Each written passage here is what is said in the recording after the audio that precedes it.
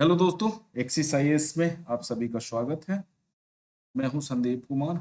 आज हमारा जो टॉपिक है वो थोड़ा सा अलग है। देखो, जिला कलेक्टर हूँ, एसपी हूँ, एएसपी हो, सीडीओ हो, कई सारी सब पोस्टेज होती हैं। ठीक है, आईएएस के अंडर में, आईएएस के अंडर में कह सकते हो, या फिर कह सकते हो यूपीएससी जो एग्जाम कराती है।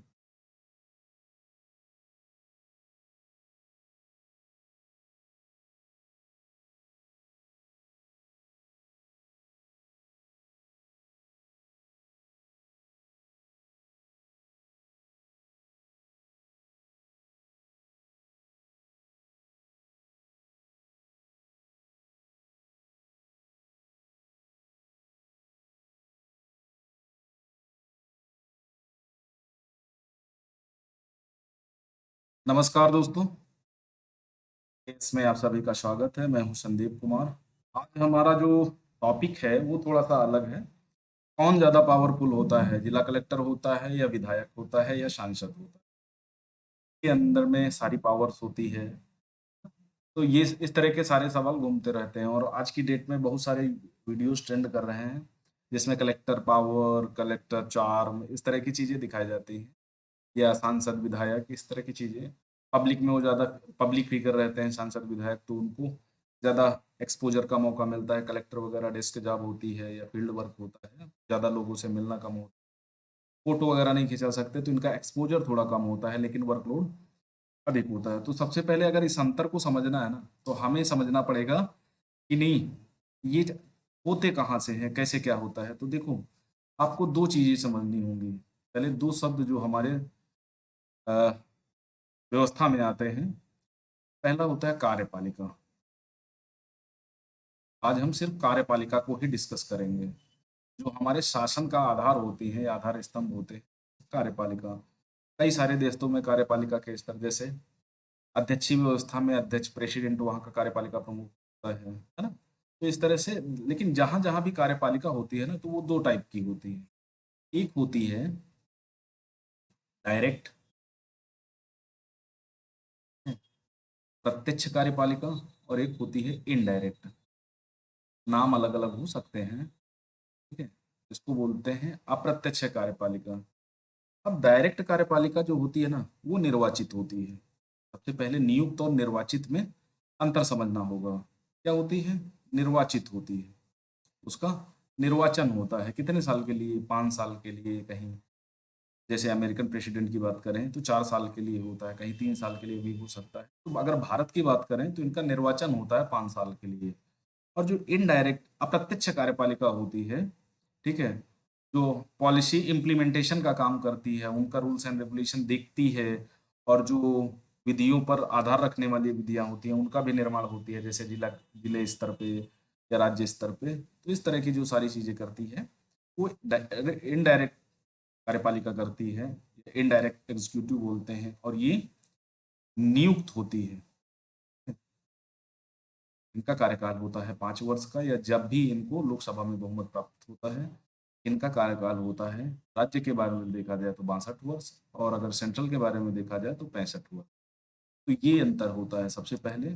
अगर दोनों में अंतर समझना है तो ये होता है। अब एक्सपोजर की अगर बात करें तो देखो, जो एमपी होता है, ठीक है, एमपी में दो होते हैं। एक राज्यसभा एमपी होता है जिनका कार्यकाल 6 वर्ष का होता है, और एक लोकसभा एमपी होते हैं, ठीक है, जिनका कार्यकाल 5 वर्ष होता है, ठीक है। और अगर विधायक के स्तर पर बात करें तो एक होता है एमएलए और दूसरा होता है एमएलसी, ठीक है। एमएलए निर्वाचित विधायक होते हैं, और एमएलसी का चुनाव, इनको मेंबर ऑफ लेजिस्लेटिव काउंसिल होते हैं, विधान परिषद सदस्य होते हैं। ये राज्यसभा के सदस्य होते हैं, और ये लोकसभा के, इनका कार्यकाल 5 वर्ष का होता है, इनका कार्यकाल 6 वर्ष का होता है। तो ये जनता द्वारा निर्वाचित होते हैं, तो ये इनकी जो जिम्मेदारी होती है वो जनता के प्रति होती है, ठीक है। लेकिन इनका काम है सदन में बैठ करके, भाई विधायिका, ठीक है, विधायिका का नाम सुना होगा, जैसे संसद का नाम सुनते हैं तो संसद एक विधायिका है, जिसका काम है कानूनों का निर्माण करना। तो ये जो एमपी एमएलए या जो भी लोग हैं, तो अगर राज्यसभा एमएलए एमपी और लोकसभा एमपी की बात करें तो ये संसद में बैठ करके कानूनों का निर्माण करते हैं, और कार्यपालिका उन कानूनों का इम्प्लीमेंटेशन कराती है। और जो अप्रत्यक्ष कार्यपालिका होती है, जो आईएएस होता है या आईपीएस होता है, वो क्या करता है, जहाँ पर उसकी नियुक्ति होती है, तो उसके संबंध में जो भी नियम कानून सरकार के द्वारा बनाए जाते हैं, उनको लागू करवाने का काम उनका होता है। अंतिम जिम्मेदारी उनकी होती है। अगर कोई बात उठती है, तो सांसद या विधायक जिम्मेदार ना होकर के सीधे कौन जिम्मेदार होता है, जो प्रशासनिक कार्यपालिका होती है, ठीक है, जो एडमिनिस्ट्रेटिव एग्जीक्यूटिव होती है, जिसको अप्रत्यक्ष कार्यपालिका भी बोलते हैं, क्योंकि इनका एक्सपोजर कम होता है, जनता के सामने कम आते हैं और बहुत ज्यादा इनको बोलने का या अपनी बात रखने का मौका कम मिलता है। लेकिन अगर पावरफुल की तो देखो, जो परमानेंट होगा, ठीक है, जो निर्वाचित नहीं होगा, जनता के हाथ से नहीं होगा, कोई एग्जाम दे कर आएगा, जो भी जैसे निर्वाचित होके आए, नियुक्त होके आएगा, तो उसकी ज्यादा पावर होगी। और पावर का कहने का मतलब है कि अगर मान लिया MP LAD scheme, MP LAD जो स्कीम होती है, जिसका काम होता है कि प्रत्येक सांसद या राज्यसभा सांसद वो क्या करता है अपने जिले में, और राज्यसभा के बारे में, राज्यसभा सांसद उस राज्य, जिस राज्य से चुन के आता है, उस राज्य के किसी भी जिले में कुछ आधारभूत संरचनागत, जैसे शिक्षा है, स्वास्थ्य है, पानी है, सीवेज ट्रीटमेंट है, सड़क है, इन चीजों के विषय में किसी एक ग्राम में 1 करोड़ रुपए, 2 करोड़ रुपए तक खर्च कर सकता है। उसकी जो रिकमेंडेशन होती है ना, वो राज्यसभा सांसद हो या लोकसभा सांसद हो, वो तो कर तो लेगा, लेकिन बिना जो कलेक्टर होगा उसके अप्रूवल के ये सारे काम नहीं होंगे। और कलेक्टर के पास देखो दो पावर होती हैं, एक रेवेन्यू कलेक्शन का होता है, जैसे लैंड रिकॉर्ड हो गए उनके संबंध में, और दूसरा होता है एडमिनिस्ट्रेशन का। जैसे मान लिया बलवा हो जाता है किसी जिले में या कुछ अन्य चीजें हो जाती हैं, है ना, तो उनका जो धारा 144 है उसके इम्प्लीमेंटेशन का काम है या अन्य चीजों पे, ठीक है, तो वो कलेक्टर के अंडर में आता है। इसलिए जिले में कलेक्टर का पद सबसे ज्यादा पावरफुल होता है। सांसद विधायक अपने अपने फील्ड में पावरफुल हैं, ऐसा नहीं है, कोई एक दूसरे के ऊपर बढ़त हासिल है। लेकिन जहाँ नियम कानूनों की बात होगी, नियम कानूनों के हिसाब से कलेक्टर को पावरफुल बनाया जाता है, क्योंकि पूरे जिले का जो है, चाहे वो रेवेन्यू डिपार्टमेंट हो या एडमिनिस्ट्रेशन हो, सारा उसी के अंडर में होता है। कई सारी समितियां होती हैं जिनका वो अध्यक्ष होता है ना।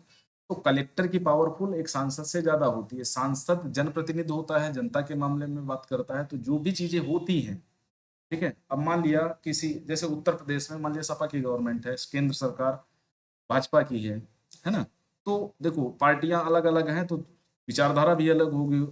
तो जो आईएएस होगा ना, वो केंद्र का एजेंट के रूप में राज्य में काम करेगा, लेकिन अंतिम जिम्मेदारी केंद्र के प्रति होती है, लेकिन काम तो राज्य के अंतर्गत कर रहा है, तो मुख्यमंत्री के अंडर में आता है।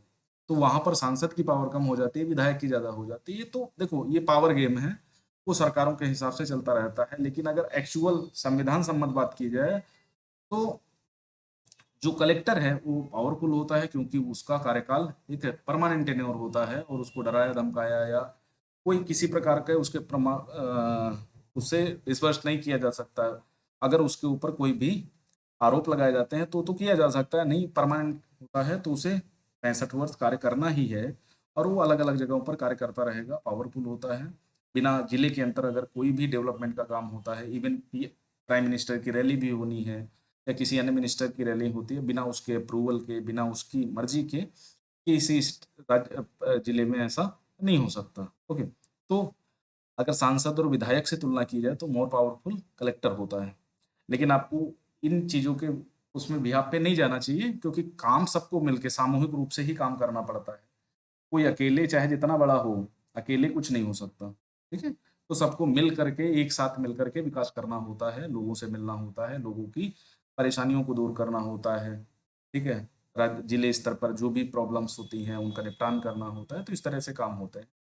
और वर्क कल्चर क्या है? वर्क कल्चर एज यूजुअल है, जैसा 40-50 साल से चलता रहा है, थोड़ा सा ट्रांसपेरेंट हुआ है, चीजें अब थोड़ा इजी हो गई हैं ऑनलाइन के माध्यम से, ठीक है, इंफॉर्मेशन टेक्नोलॉजी का इंट्रोड्यूस होने से थोड़ी चीजें थोड़ा सा अलग हुई हैं।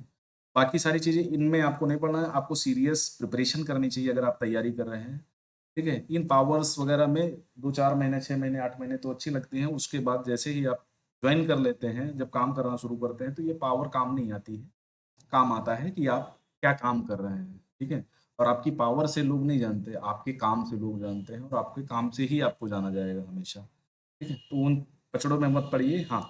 लेकिन अगर संविधान सम्मत बात की जाए तो हाँ, पावरफुल होता है, ठीक है। और बाकी सारी चीजें में आपको क्या करना है, आपको अपनी तैयारी करनी है, मेहनत करनी है, और जो भी लोग तैयारी कर रहे हैं, उनका एग्ज़ाम नज़दीक है, ठीक है? एग्ज़ाम नज़दीक होने का निहितार्थ ये है कि आपके पास 20-25 दिन या 20-25 दिन क्यों 28 को एग्ज़ाम है आपका, तो ये मान के चलो 10-12 दिन आपके पास एग्ज़ाम के बचते हैं। अगर आप एग्ज़ाम दे रहे हैं, है ना? अगर आप एग्ज़ाम नहीं दे रहे हैं, तो नेक्स्ट 12 मंथ्स आपके पास हैं, ठीक है? इस महीने या जून के फर्स्ट वीक में आपका एग्ज़ाम होगा। जो भी लोग 2024 की प्रिपरेशन कर रहे हैं, है ना? तो आपको जब जब भी आप कॉन्स्टिट्यूशन पढ़ेंगे, संसदीय व्यवस्था पढ़ेंगे, तो संसदीय व्यवस्था में कार्यपालिका, विधायिका, न्यायपालिका वगैरह संसद चैप्टर में आपको ये पढ़ना पड़ेगा, है ना? संविधान का भाग 5 तो वहाँ पर ये सारी चीज़ें आपकी समझ में आ जाएँगी। तो जहाँ इनडायरेक्ट एग्जीक्यूटिव की बात की जाए, तो वहाँ समझ लेना कि ब्यूरोक्रेट्स की बात की जा रही है, जो इनडायरेक्ट इलेक्शन उनका निर्वाचन होता है। जैसे अगर प्रधानमंत्री को पूछा जाए कि प्रधानमंत्री निर्वाचित होता है या नियुक्त होता है, तो आप ये बताएँगे कि प्रधानमंत्री की नियुक्ति राष्ट्रपति करता है, क्योंकि प्रधानमंत्री का निर्वाचन नहीं होता। निर्वाचन लोकसभा सांसद के तौर पर होता है। ओके? तो ये सारी चीज़ें जो सूक्ष्म चीज़ें हैं, वो आपको देखने वाली होती हैं, ठीक है?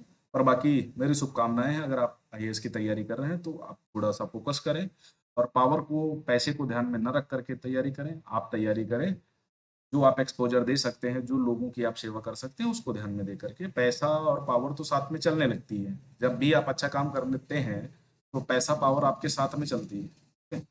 तो अगर पैसा, पावर देख करके काम करोगे, तो काम बहुत अच्छा नहीं होगा, लेकिन सिर्फ़ काम देख करके काम करोगे, लोगों की ज़्यादा से ज़्यादा मदद करोगे, तो पैसा, पावर आपके साथ आ जाएगा, लोग भी आपसे जुड़ेंगे। ठीक है? तो बहुत सारे सांसद और विधायक ऐसे हैं, ठीक है? बहुत सारे ऐसे आईएएस भी हैं जिन्होंने बेहतर काम किया अपनी-अपनी फ़ील्ड में, दोनों ने अपनी महारत हासिल की। तो आज के लिए इतना ही, thank you very much. Channel video अच्छा लगे तो लाइक करें, शेयर करें और चैनल को ज़्यादा से ज़्यादा सब्सक्राइब करें। और जो भी लोग इस तरह के वीडियोज़ पसंद करते हैं, जो लोग भी प्रिपरेशन करते हैं, चाहे वो आईएएस की करें, पीसीएस की करें, ठीक है? तो वो इन चीज़ों को शेयर कर सकते हैं, अपने दोस्तों यारों को सबको बता सकते हैं। Thank you very much.